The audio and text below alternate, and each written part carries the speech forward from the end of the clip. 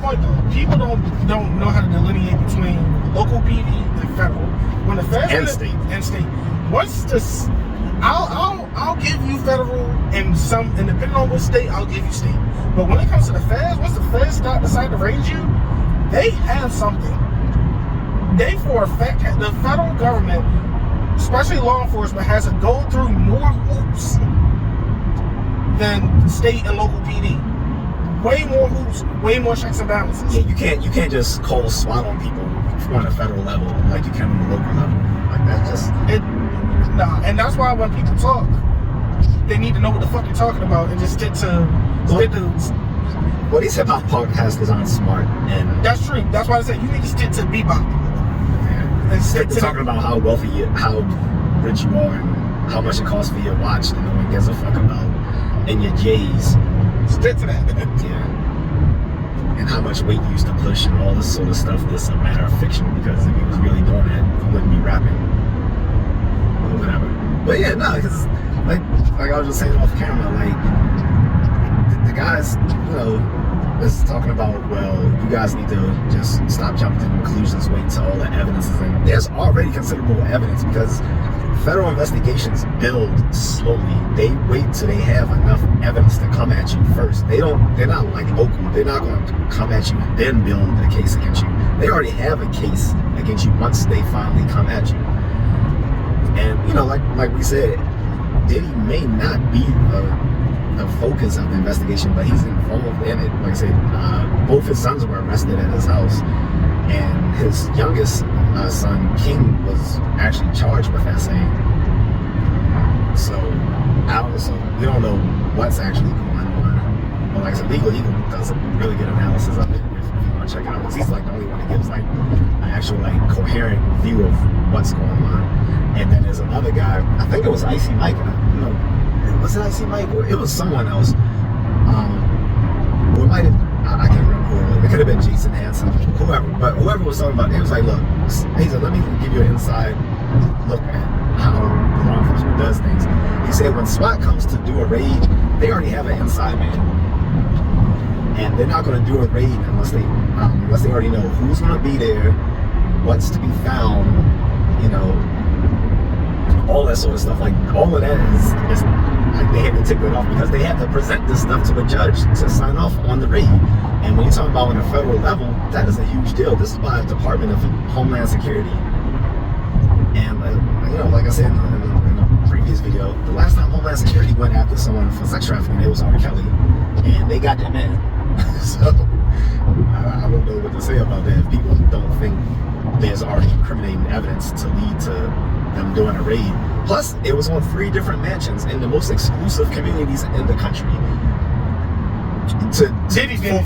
For a federal judge to sign off on that, there's evidence. And on top of that, he has to sign off on each 3 of those raids separately. They're not given a carte blanche to do whatever they want. It's very specific.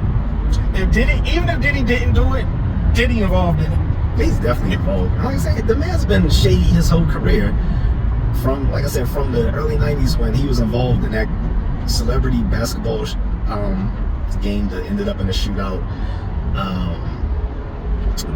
Some of the dickish stuff he was doing to his artists behind the scenes.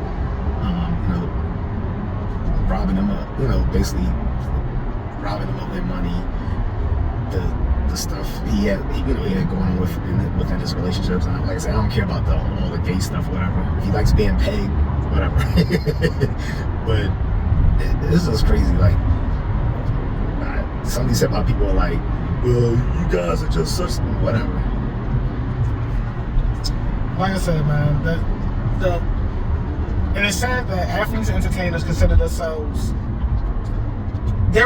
they think they're above the law, and then you got these black lawyers saying, "No, we need to support these guys because this could be one of us, and you guys are just a bunch of crabs in a barrel." You just made all black professionals look bad by that statement.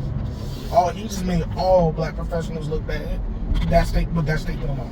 Yeah, so I'm supposed to support these fucking depraved jerk-offs because they're in the elite, and if I want to be in the elite, then I need to turn a blind eye too, lest that someone doesn't turn a blind eye to me when I get in trouble. Isn't that what black people have always been complaining about? That's literally the very thing black people have always been complaining about. Well, that's what that when it was comes to like. the justice system. Like, yo, why are we? Nah, bro. Nah, you can't.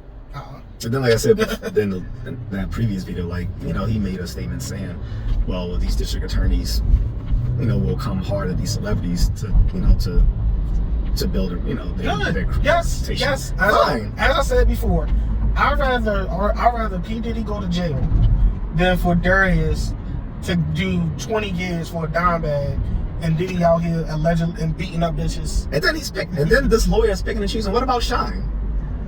Shine did not. I'm convinced that Shine shot that lady in the club. And like I said, like the lady is still saying right now, and this was like as of 2 weeks ago, she will allow,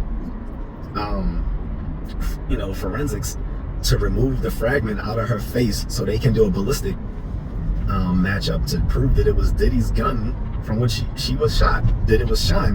That it was never Shine. That man had to do jail time and got deported. Because he took the L on that.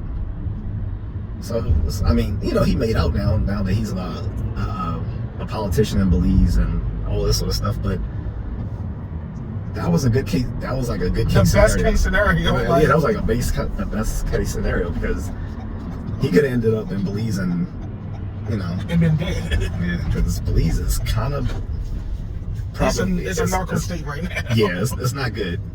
It's a narco state. The male population is dwindling there. Exactly. But yeah, I just want to say that because, you know, it just gets on my nerves. Like people are trying to defend the indefensible.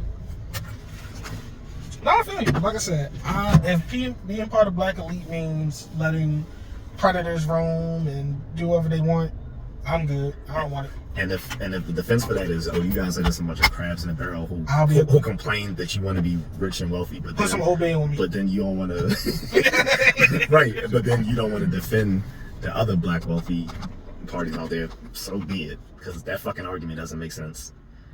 But just slap the man obey. It's bad that lawyers who are literally like make their career through reasoning have such bad reasoning skills. Well, as I've told you before. What do you call a medical student with a D or a C? Doctor. Exactly. Same thing with a lawyer. Yep. Like I said, they churn out so many mediocre lawyers from these little evening school law programs that is ridiculous. And then, you know, there's some states like California where you don't even have to go to law school to become a lawyer. You can basically intern for one. Well, California's not a real place. Or it's definitely a bunch of people moving away from it. California's not a real place. But that's a whole different subject.